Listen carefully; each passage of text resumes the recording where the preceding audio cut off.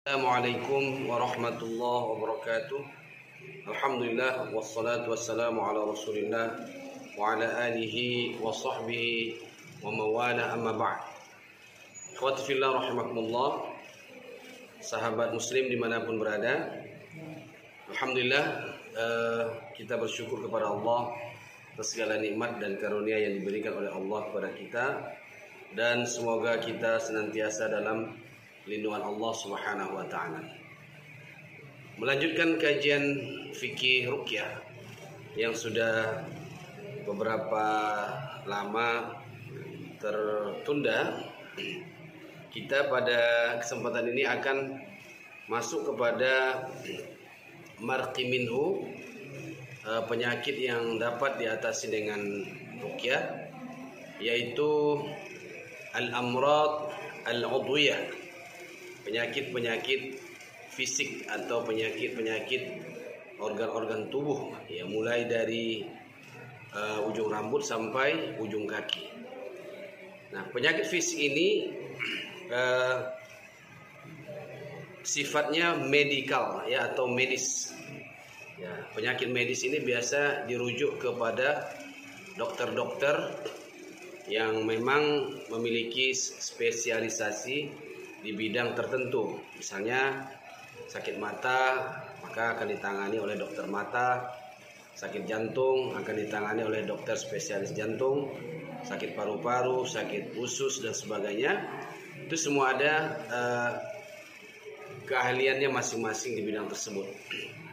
Nah, apakah penyakit-penyakit seperti ini dapat disembuhkan dengan ruqyah syar'iyyah? Nah, ini yang menjadi pembahasan kita pada kesempatan ini.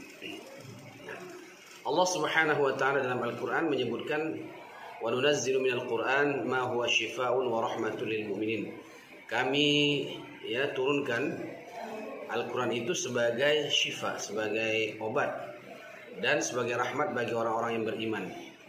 Nah, di dalam ayat tersebut dijelaskan bahwa syifa itu sifatnya umum, ya. Syifaun lil abdan bisa, syifaun lil qulub bisa.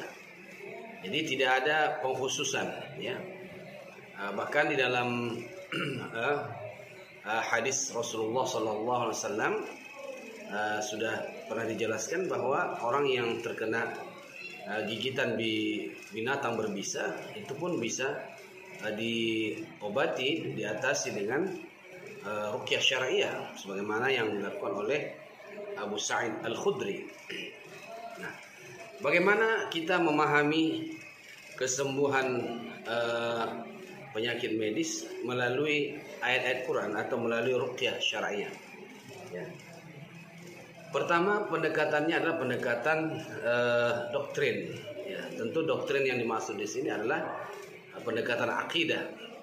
Ketika Allah Subhanahu wa taala mengatakan bahwa Al-Qur'an adalah syifa, maka setiap muslim wajib meyakini bahwa Al-Qur'an seperti itu adanya.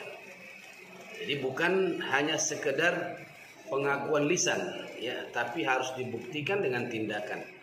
Akidah yang ditanamkan kepada kita bahwa Allah Subhanahu wa taala dalam menyampaikan, ya, firman-firmannya itu maha benar, ya.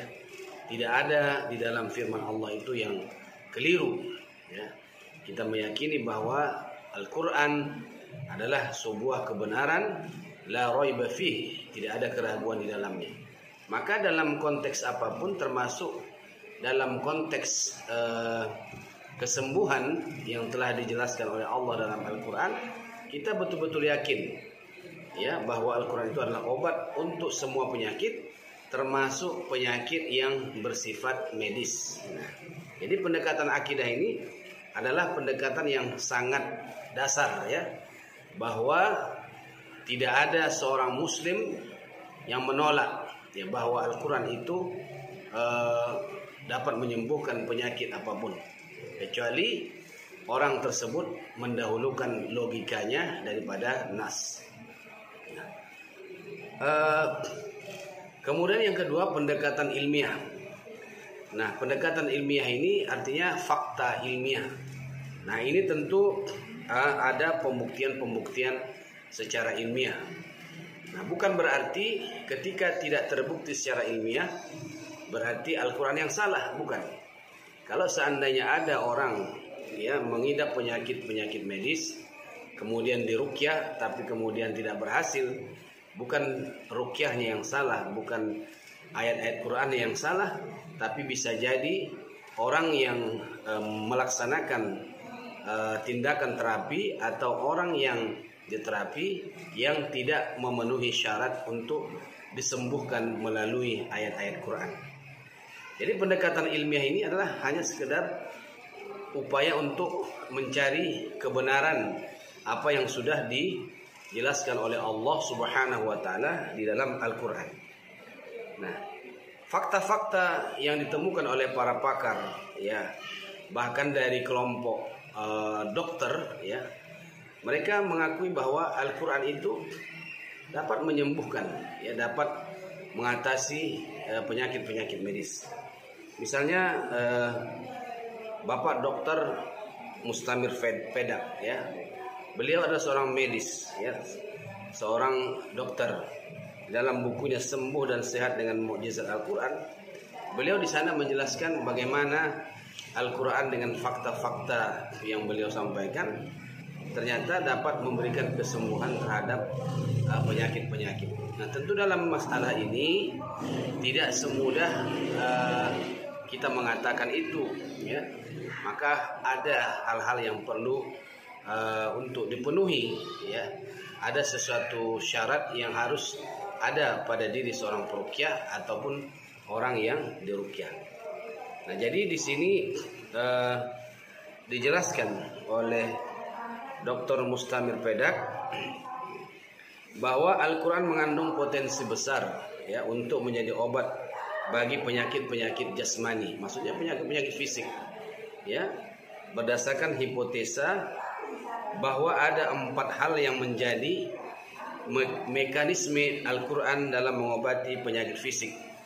Keempat itu adalah Al-Quran mengajarkan cara bernafas yang baik. Nah, di sini berarti orang yang meruqyah itu betul-betul dia memiliki ilmu tentang tajwid. Bagaimana melafalkan ayat-ayat Quran sesuai dengan ilmu tajwid.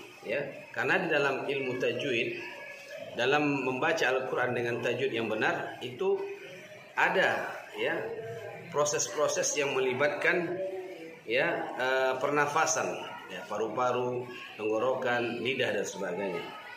Kemudian yang kedua, huruf-huruf Al-Quran ketika dibaca dapat melatih organ-organ di hidung, mulut, tenggorokan, bahkan organ-organ dada dan perut. Kemudian yang ketiga, bacaan Al-Quran yang merdu dapat berperan sebagai terapi musik.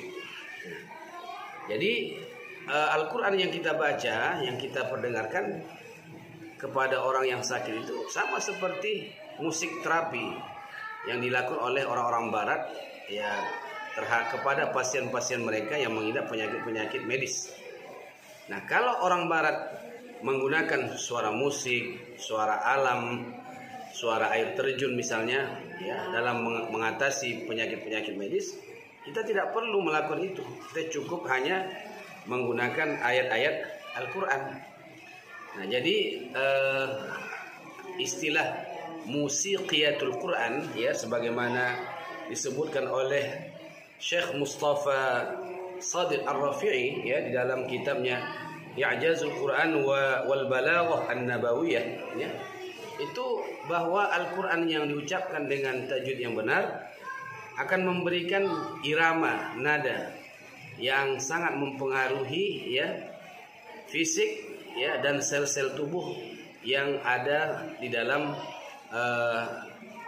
diri seorang yang sedang mengalami sakit misalnya.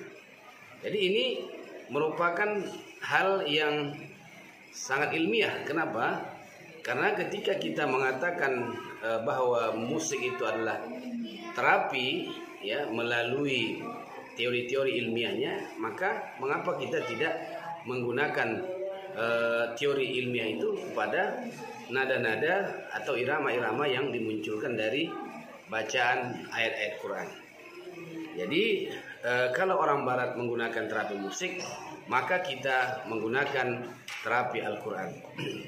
Ikhwati fillah rahimakumullah, ada banyak faktor yang dapat kita gunakan sebagai teori untuk menjelaskan bagaimana Al-Quran benar-benar dapat memberikan efek kesembuhan secara ilmiah. Mudah-mudahan ini sebagai dasar bagi kita untuk memahami bahwa Al-Quran tidak hanya menyembuhkan gangguan jin, tidak hanya menyembuhkan gangguan sihir, tidak hanya mengatasi gangguan psikis kejiwaan, tapi juga dapat mengatasi gangguan-gangguan fisik atau penyakit-penyakit medis. Mudah-mudahan pada pertemuan berikutnya kita akan dapat menjelaskan aspek-aspek ilmiah dari kesembuhan melalui Al-Quran yang dijelaskan di dalam buku Fikih Ruqyah ini. Demikian, semoga bermanfaat. Wassalamualaikum warahmatullahi wabarakatuh.